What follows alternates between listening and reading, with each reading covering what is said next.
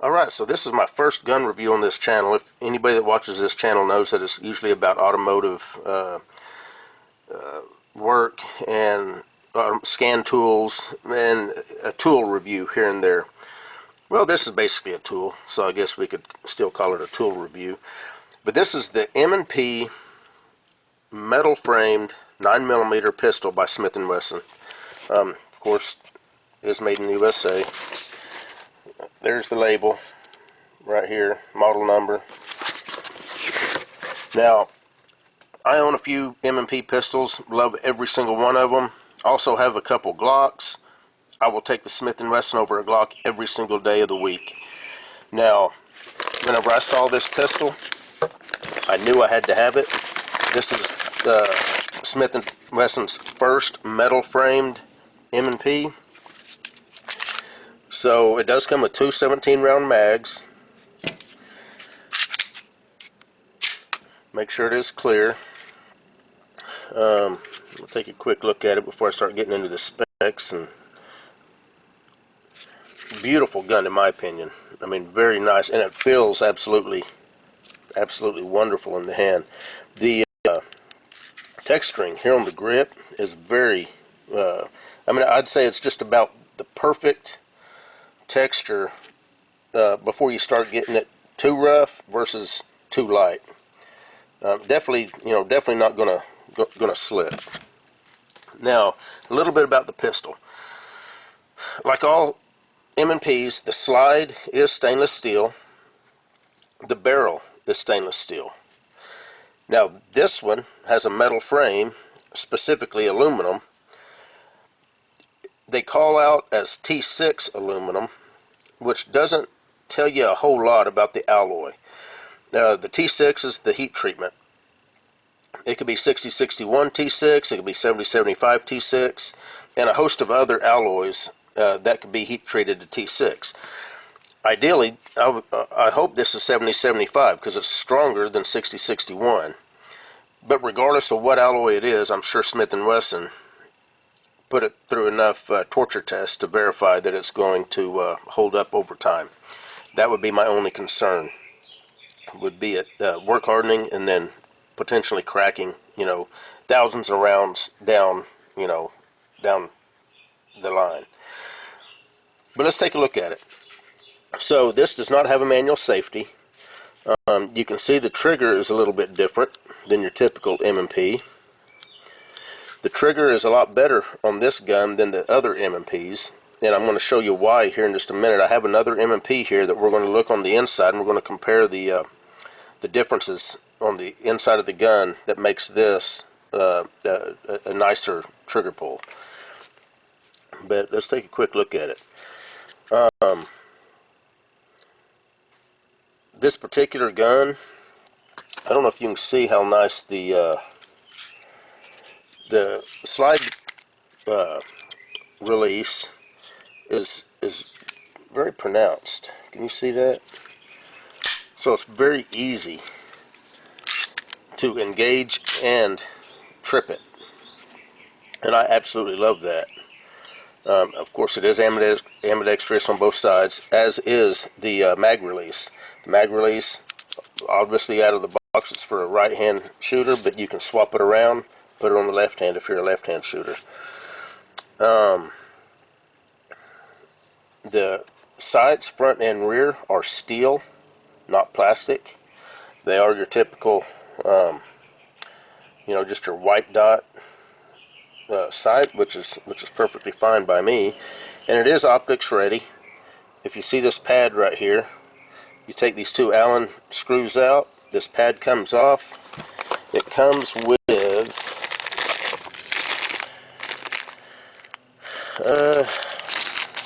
I'm not sure how many different adapter plates it comes with. I want to say it's 7, but I might be wrong about that.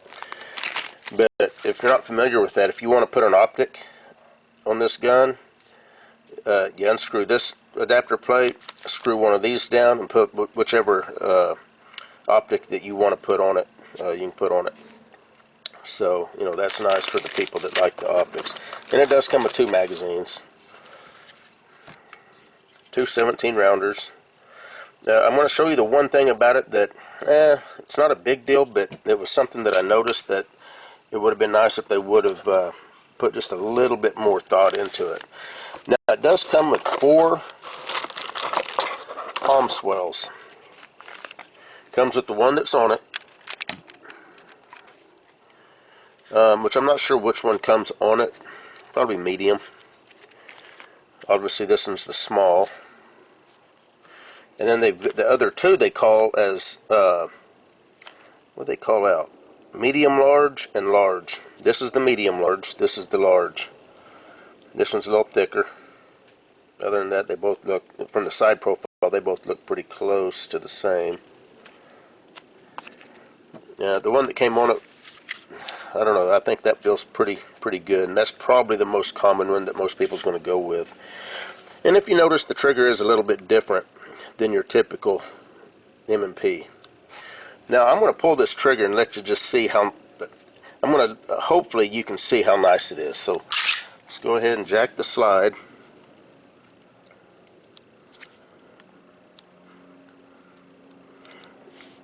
Specifically pay attention to this point right here. So right there's all the take up. Okay, so I don't know if you can, hopefully you're able to see how close to the pad right there.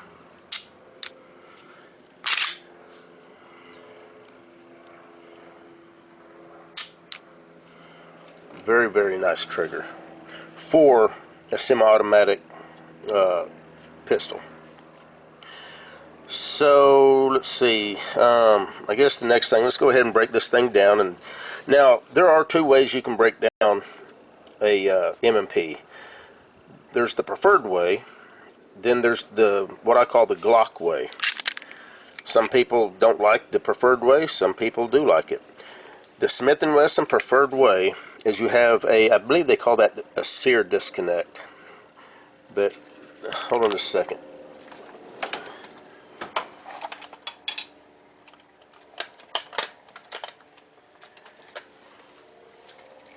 Hopefully you're going to be able to see this.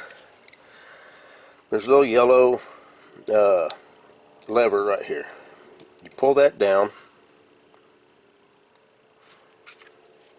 and then you pivot your takedown lever, and then it comes right apart. Now, the other way,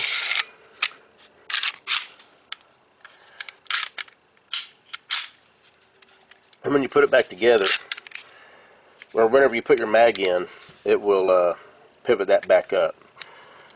But we're going to do it manually right here. So, see the sear disconnect is, I believe they call that a sear disconnect, not 100% sure. But if it's in its normal position, and the gun is, you definitely want to make sure it's unloaded.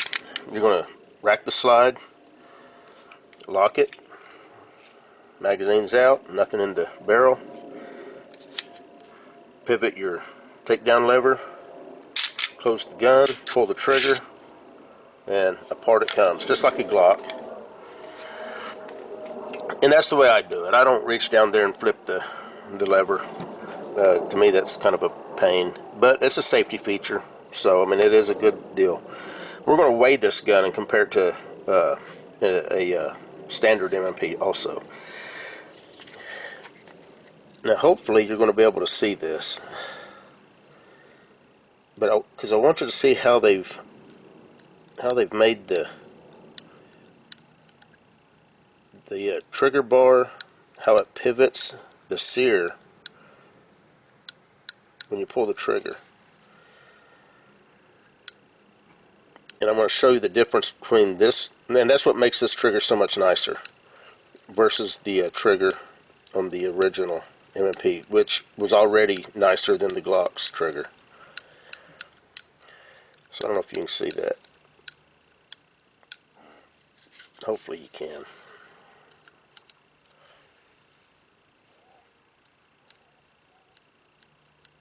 Okay. So let's see. This is a 40, but it's identical to, you know, the 9mm or whatever. And this particular gun is clear. It's got the same disconnect in it to take it down. So let me get this one broke down.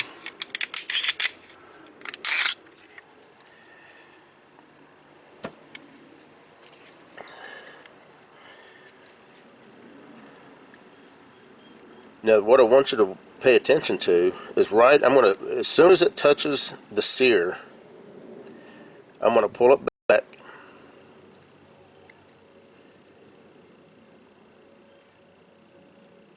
So right there, see how much movement you have to go through to completely disengage the sear versus, watch what, I'm going to pull it back, it's going to touch the sear.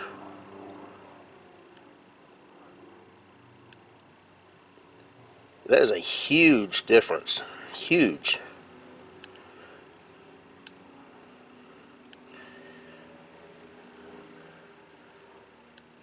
So it's just touching the sear right there, and it completely pivots it, I mean probably 1/8 of an inch, versus, okay, it's just touched it. I mean that looks close to 1/4 of an inch.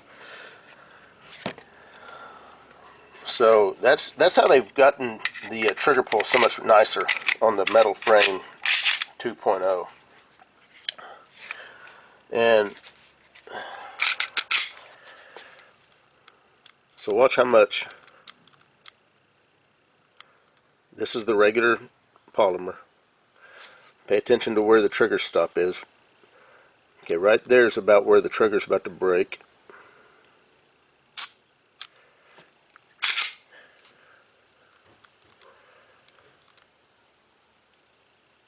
And that is, I mean, that's probably about 1/4 of an inch away from that trigger stop. Versus, this is pretty much the same as the regular M&Ps. There's not much difference there. Of course, this is a striker fired pistol, if you didn't know. So let me get this thing back together.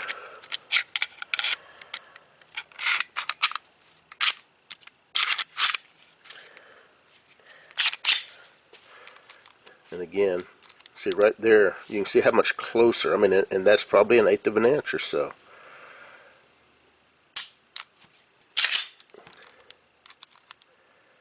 Hopefully you can see. I've got a trigger scale here too. We're going to measure the trigger poundage. So in fact, we can do that right now. And then I'm going to go get the scale to weigh these guns. All right. So we got to say trigger scale. So let's see what this is on the metal framed.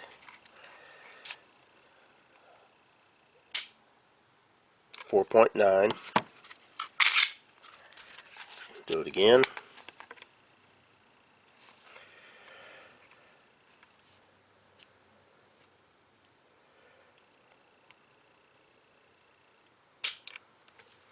That was 5.8. Without having a gun mounted, it can sometimes be challenging to hold on, to get consistent trigger pulls. So let's try this again. We're going to do it about 3 or 4 times. 4.9.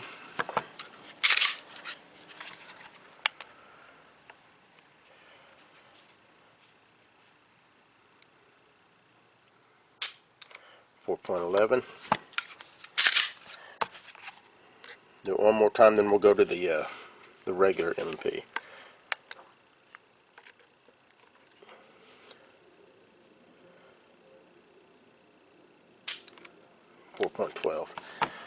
Okay, that's the metal.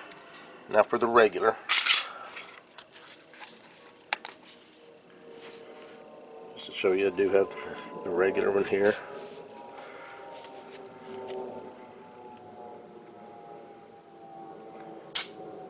6.1. 6.1 still not bad.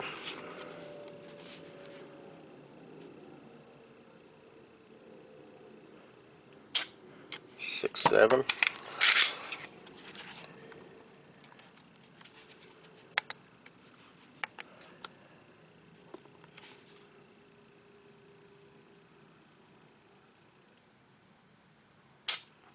6.6. So you can see that the trigger pull is consistently lighter on the metal framed. Anyway, let's weigh these and see what the weight difference is.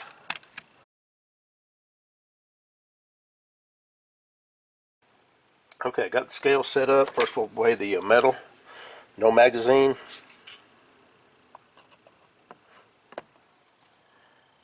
£1 9 ounces. Regular polymer, no magazine. £1 8, almost 9 ounces.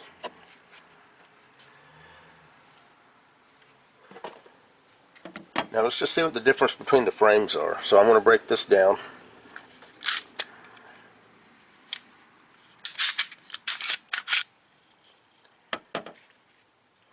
So here's the metal frame.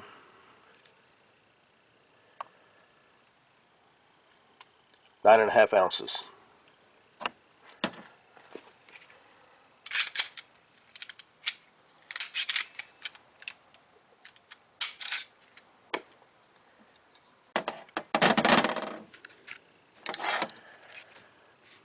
Okay. 7.2 ounces. So there we have the weight.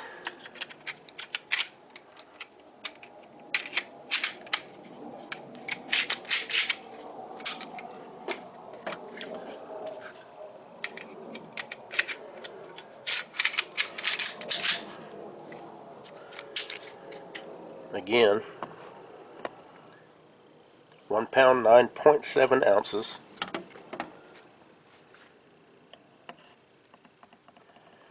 £1 8.9 ounces. So the slide is obviously heavier on this one than it is on the metal frame.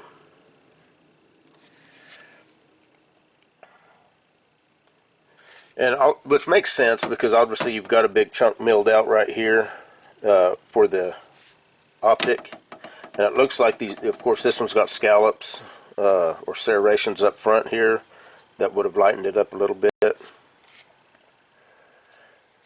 But anyway, if you want a nice pistol, you can't beat any of the M&Ps, in my opinion. If you want a nice semi-automatic pistol, the M&Ps are a very, very nice. They're a good-looking gun. They feel good. They shoot good. I've never had any failures at all with any of my M&Ps. I've got 9mm, the 40, and the 45s, and every one of them have shot perfect. And now the metal one is just the next step up, in my opinion. But anyway, I don't know what else to say other than the stainless slide and the barrel. Again, I couldn't find what grade stainless they use for those, but that to me is not quite as important as the grade of aluminum. Hopefully, like I say, this is 70-75, but it may just be 60-61. It is T6, which is just the heat treatment on it. That's how hard they can heat treat that particular grade. But anyway, oh, the one thing that I didn't like about it, I almost forgot. Let me get rid of the scale.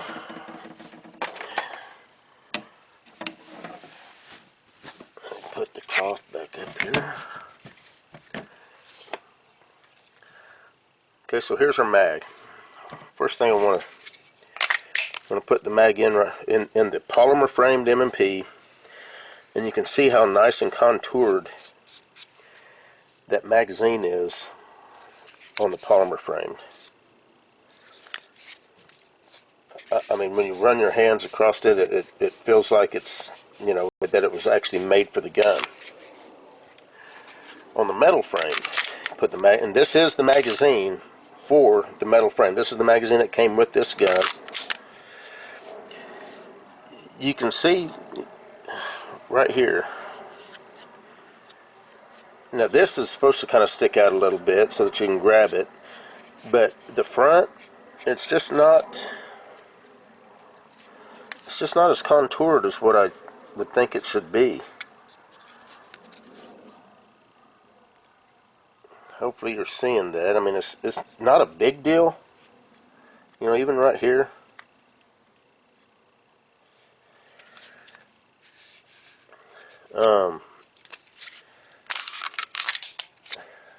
I mean, I don't know. I guess if you needed to pull one out, you've got a little bit more purchase on it, but they could have contoured the frame of the M&P to where it blended in better, at least on the front. But that's my only gripe about it. Everything else, I love everything about this gun. Oh, the finish is a Cerakote finish. They call it, oh, what was it? It's tungsten gray Cerakote. So anyway, that's it. These at the moment are kind of tough to find. I had to order this one online, but they're out there. So if you're interested, look one up and pull the trigger on it. You guys take care.